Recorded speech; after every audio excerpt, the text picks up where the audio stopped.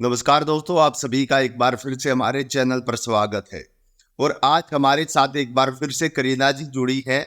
और बड़ा मुद्दा फिर वही एक बार जो हमने पिछली वीडियो बनाई थी, जिसमें बहुत सारे लोगों के कमेंट आए थे, बहुत सारे सवाल भी पूछे गए थे। तो आज कुछ सवालों का जवाब देंगे, साथ ही साथ एक बड़ी अपडेट भी हम आपको देने वाले हैं।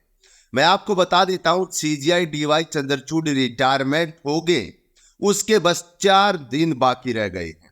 और 4 दिन, 4 बड़े फैसले ये हम कह सकते हैं, क्योंकि 5 फैसले लेने थे। एक फैसला लेकर उन्होंने इस सरकार की नींदें उड़ा दी हैं। 4 फैसले अभी बाकी हैं।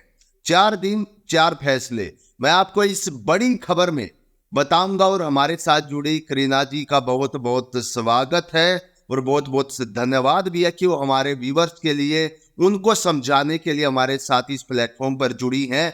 बड़ा मुद्दा ये रहने वाला है, आज मैं आपको पहले बता देता हूं कि सीजीआई डीवाई चंद्रचूड़ ये जो 4 बड़े फैसले और लेने वाले हैं, इससे किस तरीके से सरकार की नींदें उड़ने वाली है।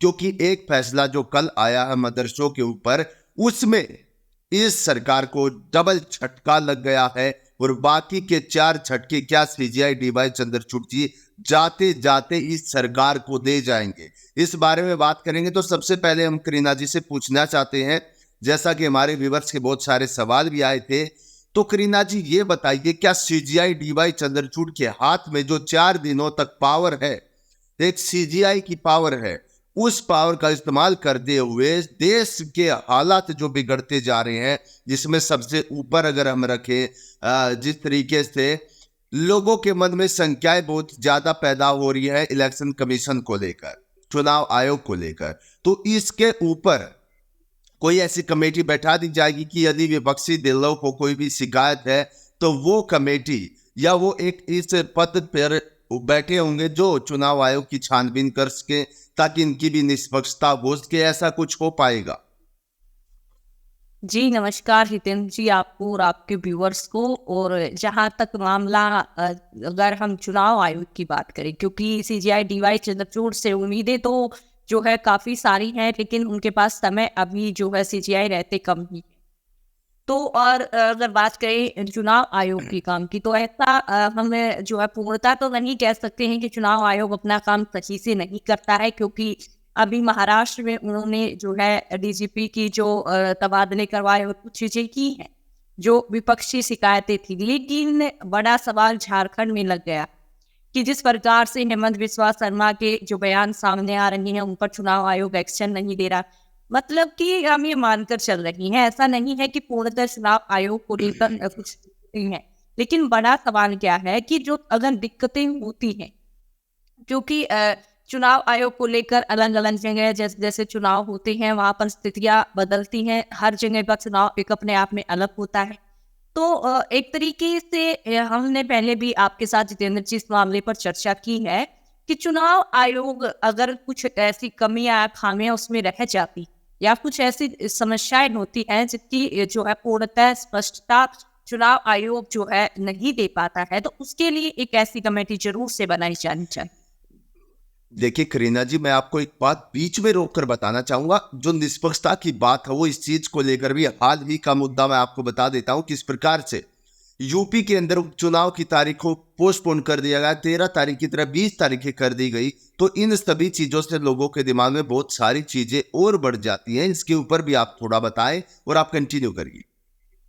जी देखिए, चुनाव की तारीखों को लेकर भी हम सभी जानते हैं कि हरियाणा में चुनाव तारीखें बदली गई, उसके बाद है प्रत्याशी दाखिले आए। तो अपने आप में लोगों ने जो है मन में लोगों की ये शंका जो उत्पन्न हो गई है कि क्यों तारीखें बदली जाती है। और सबसे बड़ा सवाल या निशान चुनाव आयोग पर लगता है कि मान लीजिए एक आध बार गलती हो भी जाती है, लेकिन ऐसा तो नहीं हो सकता कि हरियाणा में ऐसा हुआ, गलती हुई, नहीं देख पाए कि तारीखें किस हिसाब से हैं, उसके बाद तुरंत दूसरी जगह जहां पर बीजेपी हाथी दिख रही है वहां पर भी जो है ऐसी स्थितियां बनी।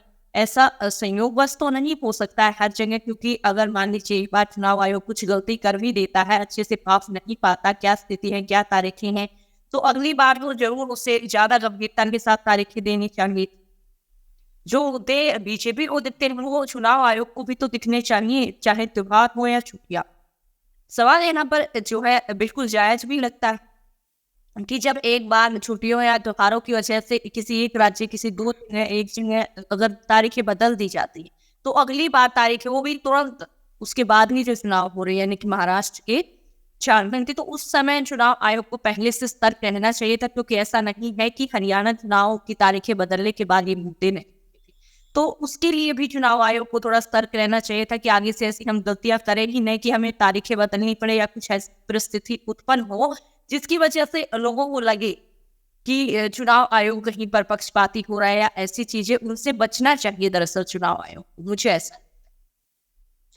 और देखिए करीना जी, बिल्कुल सही कहा आपने।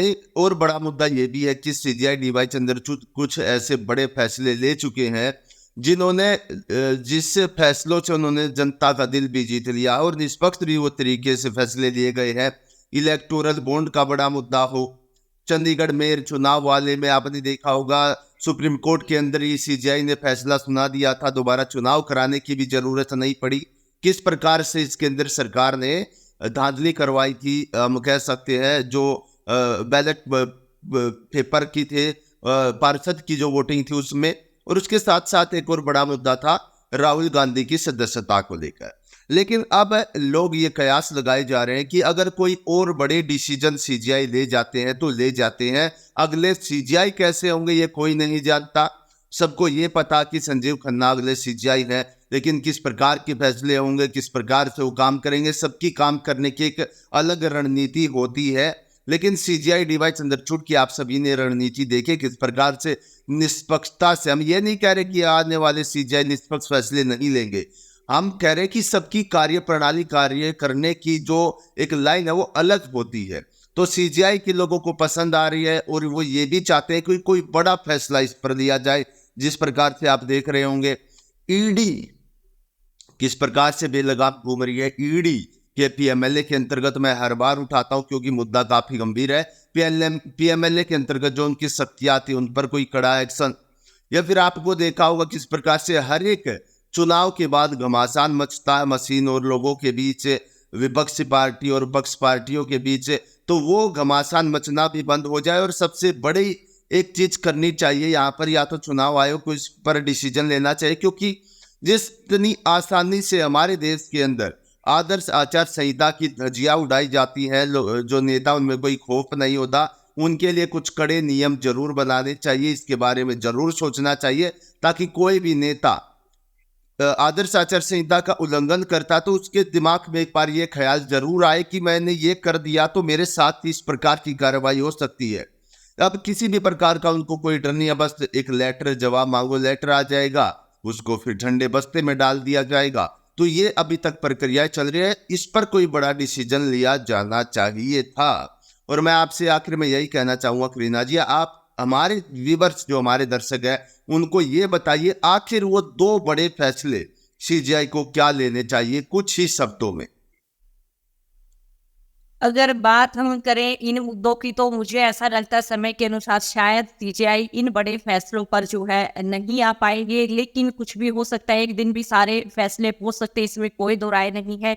लेकिन ऐसा नहीं है जितेंद्र जी कि अगले जो सीजीआई होंगे वो बड़े फैसले नहीं ले सकते। दरअसल जो सीजीआई डीवाई चंद्रचूड़ का जो कार्यकाल है उसमें ऐसे बड़े फैसले लिए गए जिसकी वजह से लोगों की उम्मीदें बढ़ी हैं, यही मुख्य कारण है। और उम्मीदें तो की जा सकती हैं कि कुछ भी हो सकता है, एक दिन आखिरी दिन भी जाते जाते अपनी छवि, अपना जो एक तरीके से जैसा उन्होंने का इतिहास वो बना सकते हैं, इसमें कोई तो राय नहीं। लेकिन अगले सीजीआई के भी जो है इन पर बड़ा अब जो फैसला ले सकते हैं, इसमें कोई तो राय। जी हाँ करीना जी, तो ये बड़ा मुद्दा कि अगले सीजीआई संजीव खन्ना आने वाले 4 दिन के बाद वो पद पर बैठ जाएंगे और 6 महीने तक पद पर रहेंगे। ये भी देखेंगे क्या बड़े फैसले वो लेते हैं, क्योंकि बहुत बड़ा काम होता है जो बड़े फैसले लेना, बड़े फैसलों को सुलझाना। तो आज की इस वीडियो में बड़ी अच्छी चर्चा हुई, हमारे व्यूअर्स को समझ भी आया होगा किस तरीके से उनके सवालों के जवाब भी दिए गए हैं। और इसी प्रकार से हम बड़े मुद्दे लेकर जुड़ेंगे। हमारे व्यूअर्स जितने भी हमारे साथ जुड़े हुए हैं, आज की वीडियो में इतना ही। वीडियो को आप लाइक कर सकते हैं, दोस्तों के साथ शेयर कर सकते हैं। नमस्कार, जय हिंद।